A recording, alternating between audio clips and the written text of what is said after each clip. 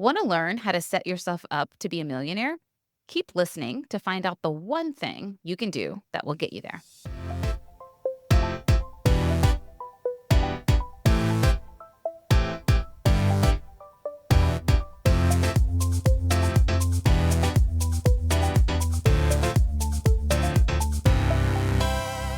Hello, and welcome to the Wealth Minded MD podcast with your money best friends. I'm Dr. Lisha Taylor.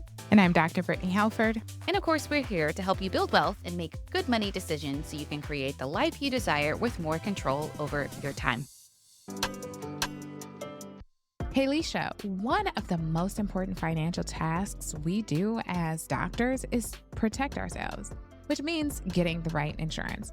I recall purchasing my insurance policy just a few days before I graduated from residency. What was your experience? So I got my insurance when I graduated from medical school right before I started residency. I actually called a few agents, but I had the best service from Pradeep Auto at PKA Insurance Group. He was super responsive and personable. Unlike some of the other agents, Pradeep actually got me quotes from all the major companies and actually took the time to explain the nuances in each of their policies. What I love most is that he wasn't just this way for me. Whenever I would send one of my friends to him, he would not only speak to them, but he'd also let them know where to go or who to contact if there were better options or discounts available. At PKA Insurance Group, Pradeep Auto and Matthew Peterson are independent brokers focusing on disability and life insurance. They excel in securing coverage for physicians and other medical professionals. Discounts on disability insurance can range from 10 to 40% depending on your situation. And there is now an A+ rated carrier offering up to $10 million of life insurance without lapse. If you are very healthy with limited to no medical issues, approval is likely in 5 minutes. Reach out to PKA Insurance to discuss your disability or life insurance needs at www.pkainsurance.com or call 1-800-258-1018. Hey, money best friend, we want to hear from you. That's right. We need to know a little about you to improve this podcast and ensure we give you the best content possible. Are you a wealth-minded doctor like us navigating the challenges of money and medicine, or are you in a totally different field? Are you in your early 30s like me or a bit older like Brittne? Hey, I'm not that old. If you wouldn't mind, head over to the podcast show notes, click the link for the survey, and kindly fill out this super short 6-question survey. Based on your answers, we will tailor the podcast to fit your needs. Thanks in advance for filling it out, and don't forget to leave a review. We appreciate you. All right, we're starting things off with Life is Lifing as per usual. Brittne, what is going on over there for you in Boston? Oh my goodness. So Brooke, who does our disclaimer, is starting kindergarten, which is super exciting. Okay, this is a little bit of a tangent, but she was already reading and was doing really good in math. So I was hoping that we could have her skip a grade, but nonetheless, she's starting kindergarten. So she's starting kindergarten in September, and there's just so much to think about. There's more for me to figure out as far as childcare, and they have more days off. And so, how am I going to navigate all of that, as well as just understanding what are some of the nuances, logistical things that I need to do to make sure she's enrolled properly, that she feels comfortable, she has all of the necessary supplies that she needs. It's been a lot to juggle. I actually feel like now, after saying that, I need to go back and read through the emails again. Well, I'm excited. You seem excited about Brooke starting kindergarten. I feel like it's a big milestone. I do not have kids of my own, but it seems like a very big milestone. I can see your face and you're smiling. I thought when they start school, it's easier, like from a childcare standpoint, like you pay less in childcare because now maybe you just have to pay for after school care. And that's one reason why parents are usually smiling. I thought they were gone for more hours of the day, but help enlighten me and those of us who may be listening who don't have kids, what this transition is like. So you're right that you get to save some money on childcare because now we'll just be paying for aftercare. And my husband enrolled her. I think it's like $880 a month. And the only reason why it's that expensive for us is because we are contributing extra, I guess, to support some families who can't afford it. So it's like, okay, we have that saved. Right now, we spend about $2,000 for her for childcare per month. So we do have that cost savings, but there's other types of transitions. With daycare, it is basically every day from 8 a.m. to 6 p.m. And it even is open on, days when the kids have school break. So when they have their spring break or their winter break. And so it requires a little less planning. Now that she's going to have more breaks and some days are going to be early discharge days. So it is a little bit more to juggle. You're right. Now I have to think about how do I plan that additional money that's going to be in our pockets. And I'm really excited for that. But it's just a little bit more for me to keep track of because there are different timestamps in which they're going to be in school and going to be out of school. Man, these are like these issues that I never think about as somebody who doesn't have kids. And I'm like, how is this feasible for parents who work normal jobs or for single parents, right? Do they just like take off work or have a spring break with their kid too? Like, I'm just wondering how this works for people who are in professions that maybe are not as flexible as ours or maybe work full time or have odd hours. Like, this makes me think about all those people in the world and like, I wonder how they navigate that. Yeah, you just plan for it. Thankfully, we have the school calendar already. So I can just plan for it. You have to be proactive, and there are various camps. And, sometimes you have to put yourself on the wait list. Something that I was anxious about is are we going to actually get into an after school program because we were on a wait list? Thankfully, we did, but it requires about 6 months in advance planning for some of these things. That's insane. Both my brothers actually have young kids, my niece and my nephew, and they were talking about the wait list to even get into a Mhm. daycare. And I was just like, what? Like, I remember my sister-in-law going to these daycares and like interviewing. I Mhm. was like, what? For a daycare? What do they want to see? That your newborn can like cry better than other people? Like, I was shocked. And she was like, yeah, we're on the wait list for 2 daycares. Or they were in one daycare and then they got off the wait list and like, oh, this is our top choice. And I'm like, what are they teaching your kid? Like how to do the ABCs better? They writing in cursive? It's so funny that you mentioned the cursive thing because they don't teach cursive in schools anymore. So I saw this Instagram reel about asking millennials or not only millennials, but Gen Z to write in cursive. And I was watching the video in such amusement because they could figure out how to write a lowercase b in cursive.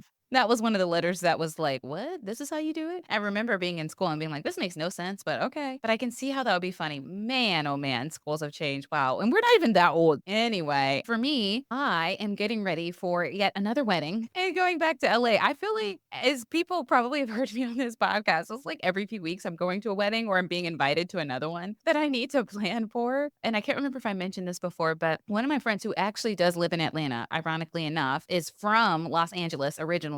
And so she's getting married in Los Angeles. And so we're going to her wedding. And going to her wedding, which is going to be in Los Angeles, gives me a chance to go back, obviously, to LA, which is where I used to live. And so I've decided to make like an entire trip out of it because I had actually emailed the human resources department at my job and said, hey, do I have any vacation days that I need to use? And they said, yeah, Dr. Taylor, you have like 2 or 3 days that you need to use before the end of the month. And so I was like, well, sure. All right, I'll just take off that last week. That's fine. And so now it gives me an opportunity to go to Los Angeles and go to this wedding, but also go there a few days sooner and hang out with some of my friends, some of my former colleagues from when I used to live in Los Angeles. And so that's what I'm doing right now, getting ready to go back to Los Angeles for this wedding and to see some friends. So really excited about that trip coming up. Yeah. Please send me pictures. I've mentioned in past episodes that I just really love that phase of our lives going to our friends' weddings. Such a good time. So I hope that you really enjoy yourselves. Yep. Okay. And what about any money mishaps and confessions? Do you have any to share with us this week? Okay, deep breath. I'm going to be very vulnerable. And, I hope that this just encourages you all, empowers you to feel vulnerable as well. But I got charged an interest free on a credit card, albeit it was only $6, but more so it's like the principle of it, right? Because I talk about like not carrying balances on your credit card. So let me describe the situation here in some defense to my lack of awareness or poor behavior. So I had this credit card that I was transitioning from, switching all the stuff that I had previously had on it to another credit card that earns points because I'm learning from this podcast and being more mindful of optimizing my expenses. And I forgot to switch one of my subscriptions over for my business. And then it hit like right at the appropriate time. And unfortunately, this credit card, I'm not going to name names, but their user face is just frustrating. It's like, it's so archaic. It was built, I don't know when it was built, but it feels like it was built in medieval times. And I can't figure out how to set it up on automatic full payment. So it's basically that I have to like send a payment from my bank account to pay the credit card. Or what I have done in the past is just like set an alarm on my phone to say, hey, let me go and check this credit card at a certain date so that I can submit a manual payment. But clearly, I thought that everything had been switched over, but I forgot something and it hit right at the appropriate time that I was charged a $6 interest fee on, $280 that was charged at that time. So, lesson learned. Going back, making sure I do a double check of all the subscriptions and the expenses that are coming out and making sure that things switch over in a timely fashion. But, words to the wise, if the user interface is too challenging and you can't set things up on automation, then maybe that's not the card or the company that you should be working with. No, I mean, well, good thing for you. The interest fee was only like $6. Like you make that by working for like 2 minutes in the hospital. So it's not like a big charge, but I get the principle of like you pride yourself on being someone who like pays off your credit card in full, doesn't get charged interest payments. And so having this was sort of a blow to like the way that you associated yourself. I get that. I get that. What is my money mishap and confession? I didn't plan in advance and I ended up being charged not interest payments, but just like fees when I needed cash. So here's the thing, because I use credit cards so often, I hardly ever carry cash in my wallet. Like if I do, it'll be like $20 for like an emergency or something, but I don't carry a lot of cash normally. And I was getting my hair braided and the braiders were like cash only. I didn't plan in advance. And so I was like, oh shoot, how am I going to get cash? And like the ATM that's affiliated with my bank account wasn't near where I was. So I just ended up going to the grocery store and then like buying a couple items and thinking I could like select the cash back option. But then they were like, oh, we charged a fee. Are you okay with the fee? And of course I had to say yes because like I needed the cash. But it's like, shoot, should have planned in advance so that I'm not charged these ancillary fees to take my own money out of the bank. I think it's ridiculous that they charge fees for that stuff. And anyway, in order for me to get the cash, obviously there's only so much cash you can get at one time. So I had to do multiple transactions. And then I ended up just trying to buy something cheap so that I could just get the cash back. So just buying like 3 pieces of candy that I obviously ate. So it's like, okay, I'm being charged fees that I don't like. I bought candy that I don't need. And now I ate the candy. And so now I'm like even less healthy. So anyway, lesson learned. I need to plan in advance when I actually do need cash so that I'm not being charged all these extra fees. Yeah, the fees can really get to you. And I think for me, when you think about it, it's just a $3 fee. So the one-time fee, like you said, for me, it's just like only $6. But it's really acknowledging the behaviors. If someone gets into the routine of taking out money and being charged those fees month after month or, week after week, then that can really add up. As physicians, one of the most important things that we can do is make sure that we secure our income because a lot of our financial plans are contingent on our high doctor income. One of the things that you will need to do is make sure that you get long-term disability insurance. Now, Pradeep and his team at PKA Insurance Group have a reputation for putting people over profits and always doing what's best. Do not hesitate to email PKA Insurance and his team today. They will help you get the insurance you need with the service you deserve. And now with our financial focus. So we teased at the beginning of this episode that there was one thing that you could do to set yourself up to be a millionaire. And that one thing that you can do is to start investing. And when I say start investing, people are usually super jazzed up and excited. Or they give you this blank stare because they're like, Lisha, you're about to go into the weeds. I know you, and this ain't my forte. And so I need you to break it down for me. So whenever I am teaching on this, I always teach that, there's different ways that you can invest. Right? You can invest in the stock market, buy stocks and bonds and mutual funds and index funds, that sort of thing. You can invest in real estate. You can buy land, buy houses, you do apartment syndications, that sort of thing. You can invest in businesses, whether that is you starting your own business as an entrepreneur, you investing in a new business like an angel investor, think of someone on Shark Tank, or you becoming a partner in a business. So like if you're a physician and you're buying into a partnership group, so businesses. And then the last one is alternatives, right? And there's a huge category of alternative investments, things like commodities, collectibles, cryptocurrency, that sort of thing. But I always say, in all these different ways that you can invest, one of the easiest ways I believe that people can get started is through the stock market. And the reason why I think that the stock market is one of the easiest ways to get started is because it's pretty easy to start investing, just a few clicks of a button. It can be done passively, meaning it doesn't require a ton of time or a ton of research. You can set it on autopilot so it can be done automatically. It's pretty reliable when you look at historic returns in the stock market over the last few decades. investments. And there's little to no startup costs. If you want to buy a house or something, you've got closing costs, you've got transaction costs, you've got a down payment or whatever. But oftentimes when you're investing through the stock market, there's little startup costs, if any at all, and it only requires some basic knowledge. And so I'm sure there are people listening to this.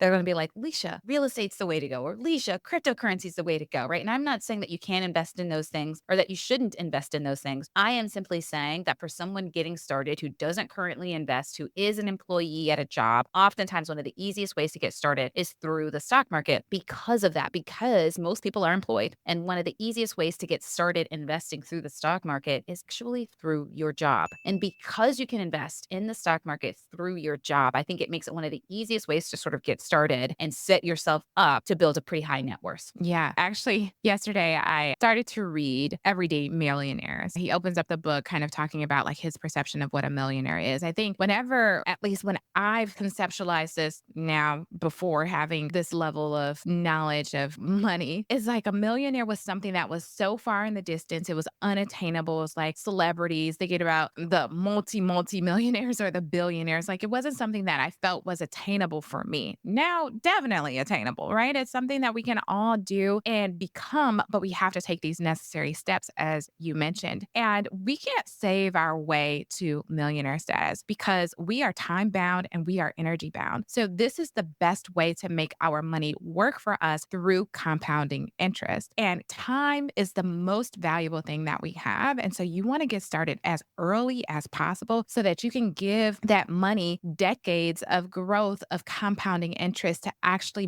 build up to this millionaire status. It's not that you have to save every single dollar until you get to be a millionaire. You're going to utilize the investments to make your money work for you. And Lisha, I love that you presented many different options because many of us feel like, oh, the stock market is a little bit too risky because of the volatility. And so there are other options in which you can invest. But I agree that the investing in the stock market is the easiest. Now, I want to say, as you were talking about this, it only requires a little bit of basic knowledge. And I think for many people who have never invested before, who don't even know where to start, that might feel a little bit like, well, I will never be able to do this because I don't even have this basic level of knowledge. How I want to empower you is to just open up your mind and to know that this is possible. If you can do medicine or you can be an attorney, an engineer, whatever your profession is, you can also invest. And it is very, very simple. When you look at historical reports like the S&P 500 compared to the investing with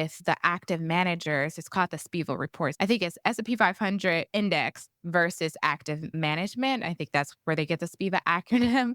But you see that the S&P 500, which is an index fund, outperforms active management most of the time, right? And so if you're thinking like, oh, I could just put my money into what's called an index fund and it's still going to perform as well as me hiring a financial advisor, then why not? It's literally one index, right? And when we talk about the S&P 500, it is basically the largest companies, 500 companies that are on the US stock exchange based upon their capitalization. And it's diversified. So it means that it helps you to balance out that risk and that volatility. So Lisha, I really just love that you're like, okay, the first thing is you got to figure out how to invest because really our energy is bound, our time is bound. And so we really need to make sure that our money is working for us. Yeah. And so when you're thinking about, okay, I want to start investing, or maybe you're thinking, you know what, I just want to be a millionaire at some point, that's fine too. And again, the reason or one of the main ways to set yourself up to be a millionaire is to invest because it's hard to save enough money in order to reach that millionaire status. But if you start investing and start earning interest on the money that you're investing, and then that interest starts to earn interest, eventually you do get to that millionaire status and you get there much sooner. And so when you're thinking about, okay, Lisha, I want to be a millionaire. Okay, Lisha, I'm going to start investing. I mentioned that one of the easiest ways to get started is through the stock market because you can get started doing it through your job. So for a lot of us, we have what's called employer-sponsored retirement accounts open to us.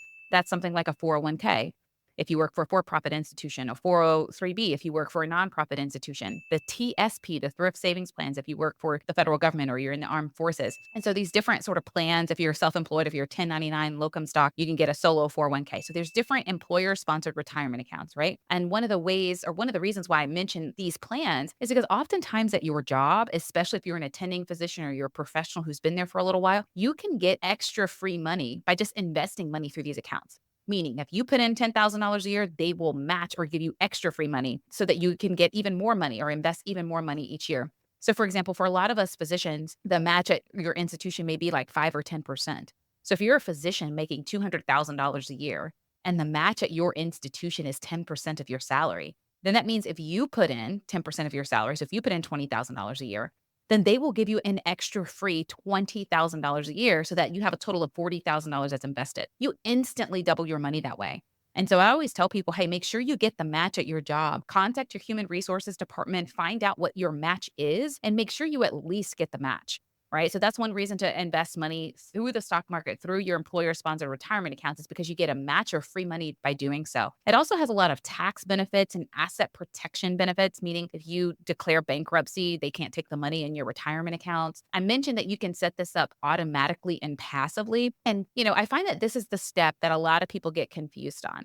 They say, hey, Lisha, I do have a 403B available to me. Or, hey, Lisha, I do have a 401k available to me, but I don't really know how to set it up. Maybe they started a new job, right? And they got presented with all these forms to fill out. And one of them was retirement account forms, and they didn't know how to set it up. And I always tell people, that's okay. We can walk through it. So the first thing that you need to figure out is how much you want to invest each year.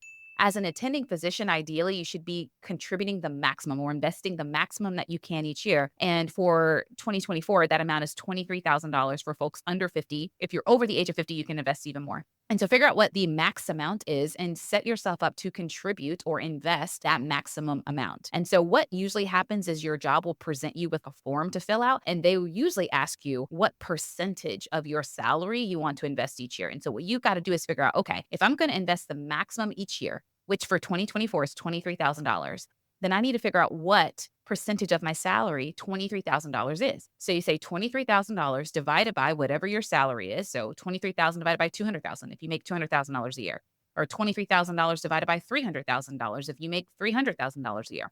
But you do that calculation and you figure out what percentage that is. And then you fill out the form using that percentage. So if you do that calculation and you figure out, oh, it's 7% of my salary, then when you fill out that form, you put 7% down. But just need to figure out what percentage of your salary you want to contribute. And I find that people do that. And then usually they're asked two more questions, right? Do you want to make that contribution as a pre-tax contribution, or do you want to make that contribution as a Roth contribution? And that just depends on the timing of when you want to pay taxes on the money. For a lot of physicians, if you're in your peak earnings years, if you're making more money than you have in your life, if this is the time in your life where you're making a lot of money, then maybe you want to defer those taxes until later. So you want to choose pre-tax. If you are in a low tax bracket, if you're not making as much money right now, then maybe you want to choose Roth. But usually when you get those forms, they'll ask you what percentage of your salary do you want to contribute? And then they'll ask you want to do pre-tax or Roth. Some people split the difference and do both. And then the third thing that you have to do that I find a lot of people forget about, don't know how to do, and this is the part that scares them, is you actually have to choose how you want the money to be invested. And I find that this is the part that people are like, look, I don't know anything about investing. They gave me a list of all these investment options. I don't know what any of this means and never heard of this before.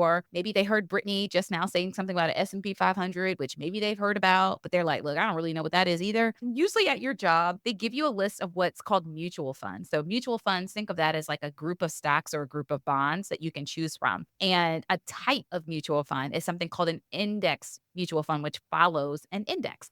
And different kinds of index is exactly what Brittne was talking about, the S&P 500. It's an index of the top 500 companies in the United States. You have the total stock market index fund. That's an index of all of the companies in the United States. You have total international index fund. That's an index with all of the companies around the world. And so when you are investing through your job, you have the ability to choose which index funds or which mutual fund you want to invest in. Oftentimes at a lot of jobs, there is a default investing option, usually some sort of target date or life cycle fund that has a blend of multiple index funds in there. I think that's a great option for a lot of people. But if you want to choose something else, you have the ability to do so. My point in going through all of this is because if you just do that one thing, if you just say, you know what, Lisha, I'm going to pick one thing to do personal finance wise, and that's it, then if you just contribute the maximum that you can each year in your employer sponsored retirement account, which is like your 401k, your 403b, and you do that over the next 20 or 30 years, you will set yourself up to be a millionaire. In fact, you'll be a multi-millionaire. This is the one thing that you can do to really build your net worth over time and accumulate some pretty substantial wealth. Yeah. And when you think about how much money you might need, so we're saying millionaire, right? So you have to give money time. This is why it's so important that you start today. If you're not already investing, or if you are investing and you're not maxing out your accounts, then you want to give yourself an opportunity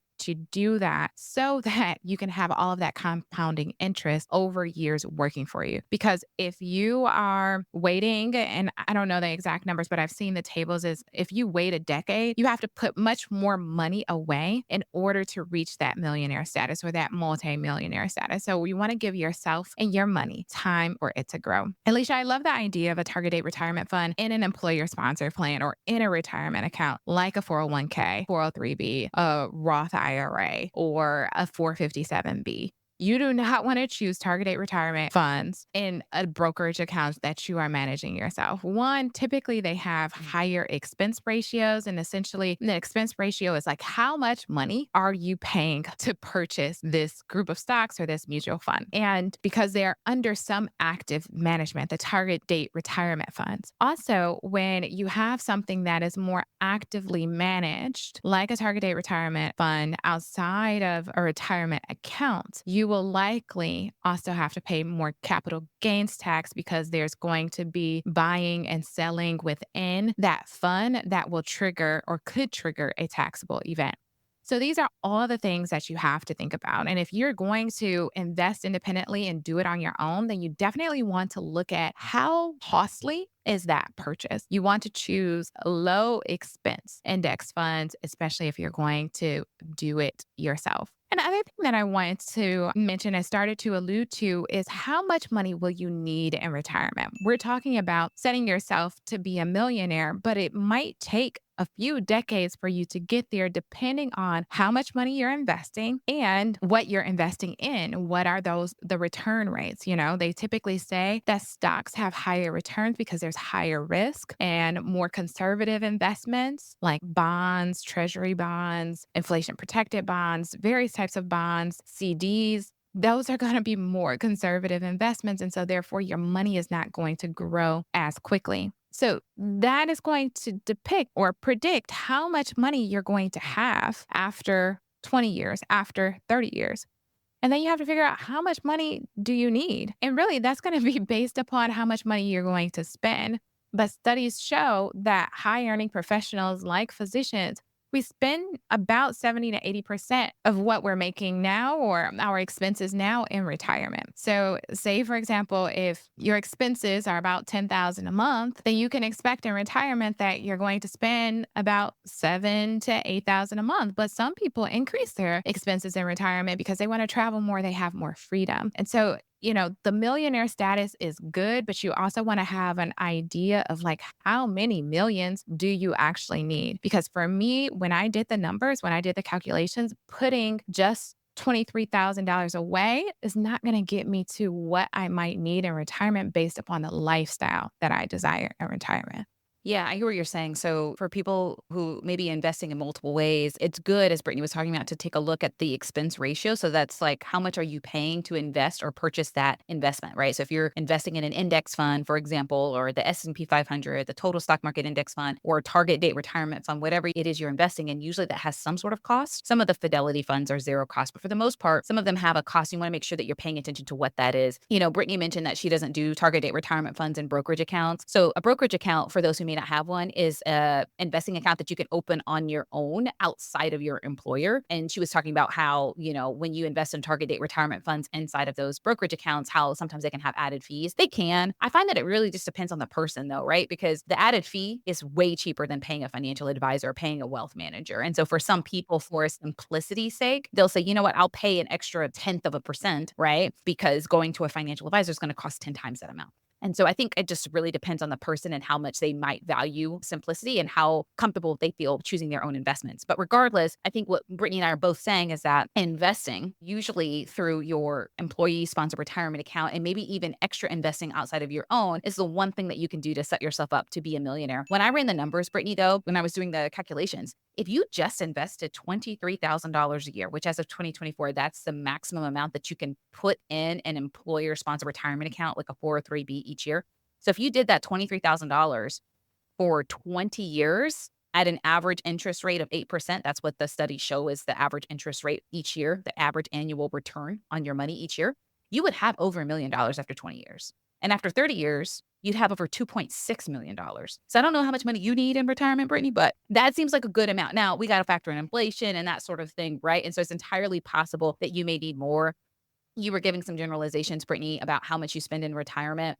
I think it really depends on the person. I think for a lot of people who are in their 30s and 40s, right, you're spending a lot of money on daycare costs and childcare costs, which you're not going to have in retirement because your kids are going to be grown. Spending a lot of money paying down student loans, which ideally you won't have because maybe they've been forgiven or you've paid them off by the time you retire. Spend a lot of money in housing costs because maybe you're paying a mortgage, which hopefully will be paid off by the time you retire, and so there's a lot of costs, or people are saving money, right? Maybe they're putting money away for it to build up their emergency fund or to save for retirement or whatever. So there's a lot of costs that people have now that they may not have in retirement, and in other costs like travel costs that may increase. Also, it depends on whom you're supporting, right? Are you the sole breadwinner in a family of 5? Do you have a bunch of extended family that's sort of looking and depending on you? Or are you pretty self-sufficient and you're an unmarried person with no kids? So it really just depends on the person. Different people might need different amounts. But I think the point still stands in that if you do one thing, which is max out your retirement account each year, which means contribute the maximum that you can each year in your employer-sponsored retirement account, and you do that over the next couple of decades, whether it's 20 years or 30 years, or even if you do it for 10 years and then just let that money sit and keep earning interest over time, you will retire a millionaire and even a multimillionaire. And so if you could do one thing, if you said, hey, I know I want to be a millionaire, give me the one thing I need to do to get there, I would say contribute the maximum each year to your employer-sponsored retirement account and make sure that that money is being invested in some reasonable way.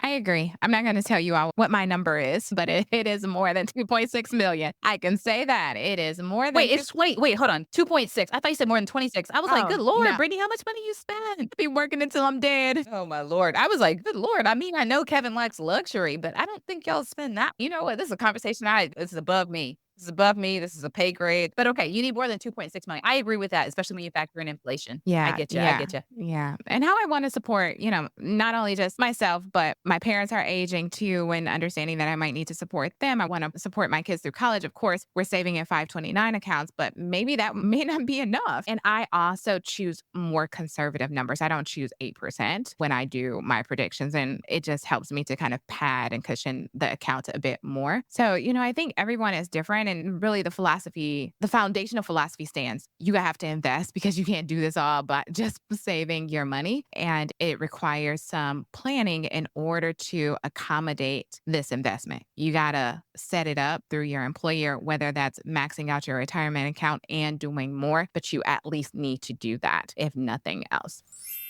All right. Well, Lisha, we talked about, making millions, which sounds so great. Let's imagine. I want to just do for fun money. Can I do something different? I'm switching it up, people. On the spot here. I have no clue what's happening. Okay, go ahead. So for fun money, let's imagine that you got, let's say, $10,000 just tax-free right now today. You didn't have to earn a dime and somebody gave you $10,000. What would you do with that money? How would you have fun with that money? All right. So I've actually thought about this because, speak it into existence, visualization sort of thing. No, because I make money in other ways. And I always think about, well, what am I going to do when this money comes in? Anyway, if I had $10,000, one thing I would do with it is probably give at least 10% of it away. So that's sort of the thing that I do. I tithe, I give. Sometimes I give a little bit more than 10%, but I give a percentage away. I always say that I'm going to at least enjoy 10% of it. So I usually put some of it away. And for me, that enjoyment is usually travel. So I'll put, some money in a travel fund for me to take an awesome trip. Right now, I am living in an apartment and I would like to, at some point in the near future, within the next couple of years, purchase a home. And so right now I am saving for a home purchase. And so if somebody gave me $10,000, I would give a percentage of it away. I would spend some of it probably doing some sort of fun travel experience. And I would probably put the rest of it into a high yield savings account for me so that I can buy a house. I love that. I love how you've already done this exercise. I guess I'm just in the stage of life where 10,000, it's not an unrealistic amount to get. So I just You're was right. like, okay, what am I going to do when the next 10,000 comes? Now, if you'd have said, what happens? Like, if you get 100,000, then we Mhm. really got to, okay, what am I doing here? But 10,000, I'm like, okay, that's normal. Yeah. I wanted to make it realistic, right? Because, sometimes when you get a large windfall, I don't know. I would probably give myself some time to think about what actually I want to do with this money because I didn't anticipate that I would just have $100,000 in the Oh, bank. So I would put it in a high yield savings account and be very thoughtful about how I spend the money. that's a good episode. We should do an episode on this, what to do when you get a windfall, because this is probably happening to people right now where Mhm. they're finishing training and maybe they're about to start a new job and they get a sign on bonus, Mhm. right? And for some specialties, that sign on bonus is pretty, ooh, okay, y'all, stay tuned. Stay tuned. But okay, so for this episode, Brittany, what are you going to do with your 10,000 if you got it? So my 10,000, let's see, tomorrow is our anniversary and I still haven't purchased my husband a gift, y'all. Wife of the year.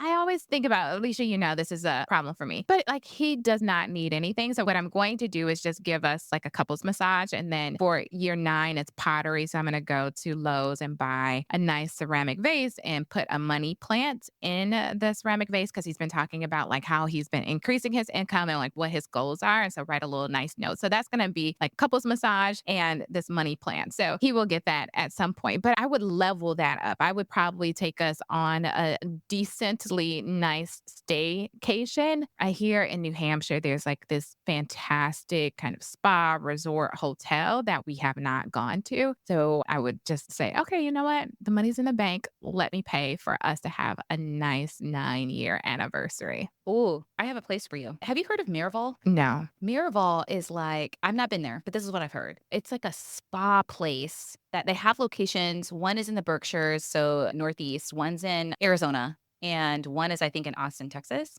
But it's like Mm. this fancy hotel that has all of these activities and wellness things, and it has a really fancy spa.